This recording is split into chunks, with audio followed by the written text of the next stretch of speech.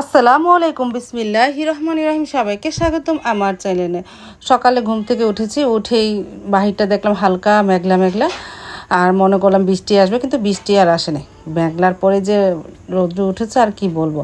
আর এদিকে সাইদুল বাবু আজকে তাড়াতাড়ি উঠে পড়েছে, উঠে আমাদের এই যে পাশে কচু হয়েছে, দুধ কচু, এই কচুগুলো অনেক ভালো। সাইদুল বাবা আনার পরে সেই কচু আমার কেটে দিতেছে হাতে গিলাপ পরে, কারণ কচুতে অনেক কষ, হাত তো কালো হয়ে যাবে। এই জন্য সাইদুল বাবা আমাকে কেটে দিতেছে। আমি অবশ্য কচু তেমন একটা কাটি না, সবসময় আমার আগে হেল্পিং হ্যান্ড তারাই কেটে দিত, কিন্তু এখন সাইদুল বাবাই কেটে দিল। তার বাহিরে একটু হালকা ঠান্ডা ঠান্ডা বাতাস, ভালোই লাগতেছে।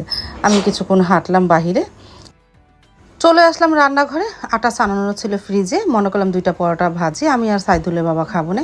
মেয়েরা তো পরোটা তেমন একটা খেতে চায় না, আর বাকিটা ফ্রিজে রেখে দিলাম। 2টা দোল্লা বানিয়ে এখন রুটির মতন শেপ দিয়ে সেখানে তেল মেখে উপরে আটা দিয়ে মানে লাচ্ছি পরোটা বানাবো। সাইদুলের বাবা এই পরোটা খুব পছন্দ করে। তারপরে তো বানানো হয়ে যাওয়ার পর রেখে দিয়েছিলাম, আধা ঘন্টা পর পরোটা ভেজে নিতেছি। সাইদুল বাবা ফ্রেশ হয়ে চলে আসলো, এখন আমি আর সাইদুল বাবা নাস্তা খেয়ে নেব না।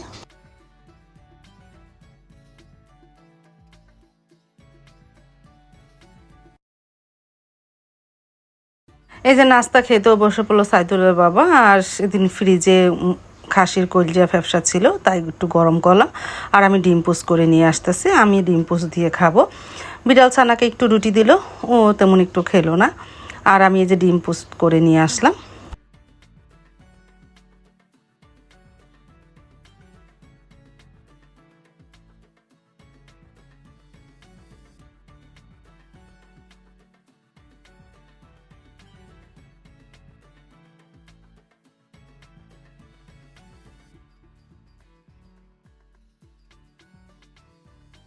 সকালে নাস্তা খাওয়া হয়ে যাওয়ার পর অনেক কিছু জমে, এগুলো এখন ধুয়ে নিই, তারপর ঘর ঝাড়ু দিয়ে মুছে নিব না।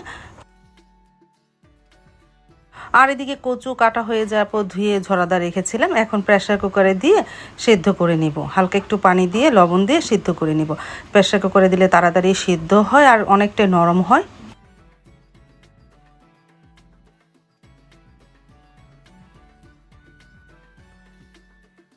2টা প্রেসার কুকারে দিলাম, তাড়াতাড়ি হবে না, প্রায় 4-5টা সিস হলে জালটা নিভিয়ে দিব, তাহলে সিদ্ধ করি। সিদ্ধ করে আবার ঝরা দিতে হবে। তারপরে তো আমি ঘর ঝাড়ু দিয়ে মুছে ফেলেছি, এখন পাপোশগুলো বিছিয়ে ফেলি, তারপরে রান্নাঘরে চলে যাব না, দুপুরে রান্নাটা শুরু করে দেই।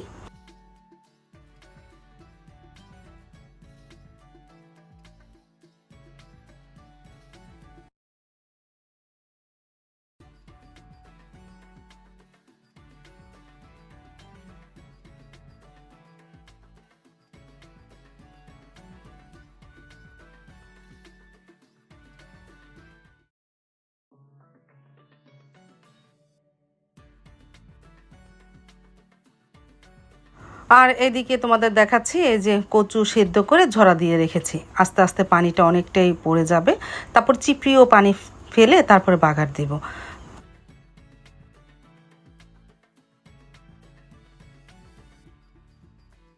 তারপর তো প্রায় 12:30টার মতন বেজে গেল। এদিকে সারামণি আজকে ক্লাস 1 পিরিয়ড হয়ে ছুটি দিয়ে দিল।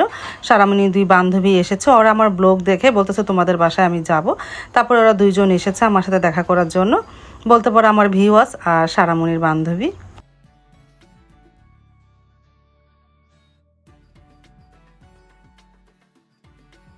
তারপর তো চলে আসলাম রান্নাঘরে, রান্নাটা শুরু করে দিয়ে শিং মাছ করলা দিয়ে আলু দিয়ে ঝোল করব, কচু ভাজি করব, আর মুরগি গোস্ত আছে একটু, এই 2 মেয়েকে একটু রান্না করে দেই। আর এদিকে চালটা ধুয়ে ভাতটা প্রথমে বসিয়ে দিই।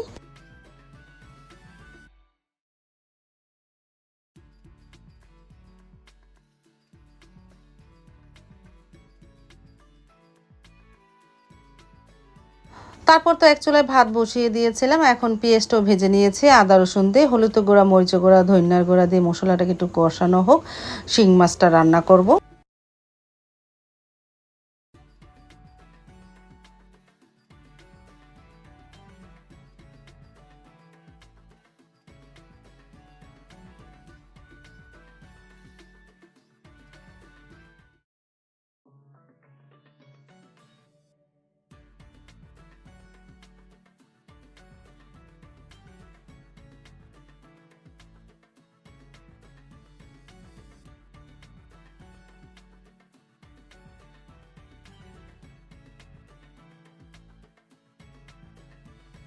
মশলা তো ভালোভাবে কষানো হলো, এখন আলু আর শিং মাছ দিয়ে দিই, কিছুক্ষণ কষিয়ে নে, পরে পানি দিয়ে করলা দিব নে।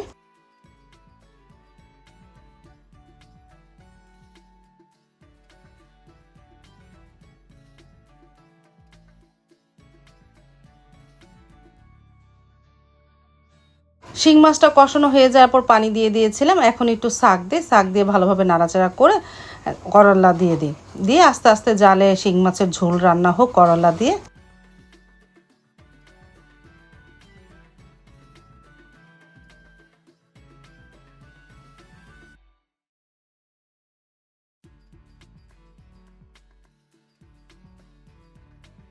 ভাতটা ঠিকা দিয়ে এই চুলায় মশলাও কষানো হয়ে গেল কচুর জন্য, এখন কচুটা দিয়ে দিব। আস্তে আস্তে কচু ভাজিটাও করে ফেলি, আর তরকারিটা তো আস্তে আস্তে হচ্ছে।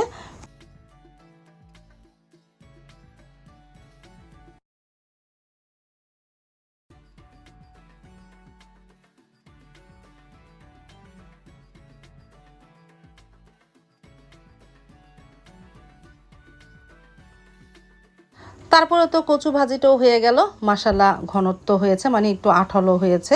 কচুতে পানি থাকলে সেই কচু ভাজি ভালো লাগে না, আমি অল্প জালে আস্তে আস্তে ভাজিটা করে ফেলেছি। আর এই চুলায় মুরগি গোস্তটা রান্না করি, পেঁয়াজটা ভাজা হোক, তারপরে ময় মশলা দিব না। এই যে তরকারিটা বেড়ে রেখেছি শিং মাছের ঝোল করলা দিয়ে, আর এদিকে মশলাও কষানো হয়ে গেল গোস্তের জন্য, এখন গোস্তটাও দিয়ে দিব।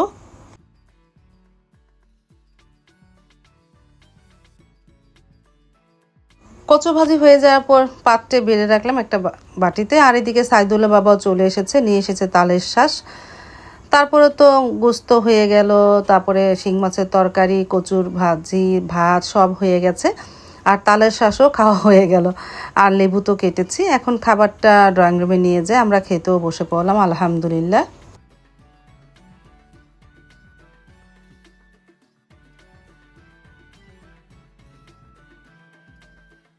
এই যে খেতে বসে পড়লাম, প্রথমে এই কচু ভাজি নিয়েছি, আলহামদুলিল্লাহ বিসমিল্লাহ বলে শুরু করেছিলাম। আর কি বলবো, কচুটা যে কি মজা লেগেছে, এই দুধ কচুগুলো অনেক ভালো লাগে খেতে। আর আমি তো পাঁচফোড়ন দিয়ে বাগার দিই, অনেক ভালো লাগে।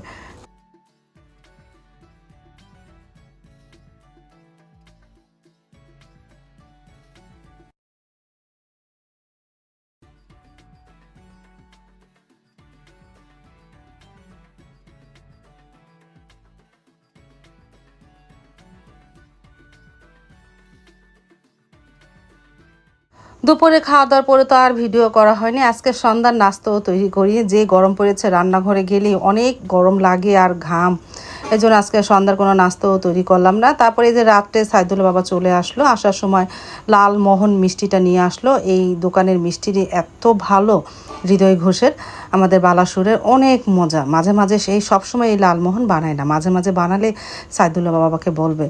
তারপরে সে নিয়ে আসলো এই যে 4টা লালমোহন, আলহামদুলিল্লাহ অনেক মজা ছিল। আজ তাহলে এই পর্যন্ত, দেখা হবে আগামীকালকে নতুন আরেকটা ব্লগ নিয়ে। আল্লাহ হাফেজ।